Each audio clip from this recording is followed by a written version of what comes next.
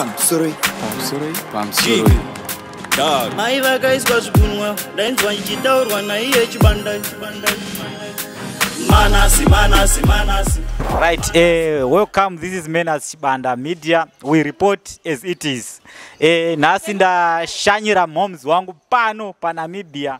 Vanita zvekutengesa zvekubika vachitengesa ameno ndiye amunoti kantini kana kuri kuZimbabwe. So vane nyama yavari kubika panapa.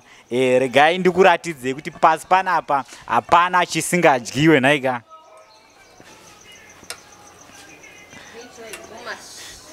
You see? Ndo matatya aya ekuZimbabwe atinoti madzetsa aya yani maziwa. Ndio ari panapa aya. And there are a lot akawanda panapa. So how much you say one? The big one is $15.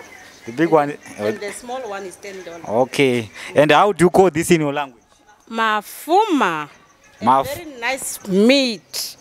This is our traditional meat.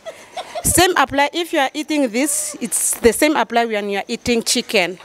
Okay. Yes. So can you tell us how do you prepare this? The way I used to prepare this, but actually now I just put a lot of water. You have to put a little bit of water. Then you fry the onions and the green pepper and the tomatoes. You put a bit aromat, salt and vinegar a bit so that it cannot smell bad. Yeah, you know? Yeah, I can see it's very delicious meat. It's not yet ready. Wait. No, it's not yet ready. So you have Once I'm finished, you are going to feel that it's cooked. It's meat which is cooked. Meat which is cooked. Okay, thank you so much, Muri Zimbabwe. Bye, I'm signing out. Pakange paita nyaya, radzisa kupotse itaramba maya. Nekuti kuna mukoma manasi. One baga YouTube.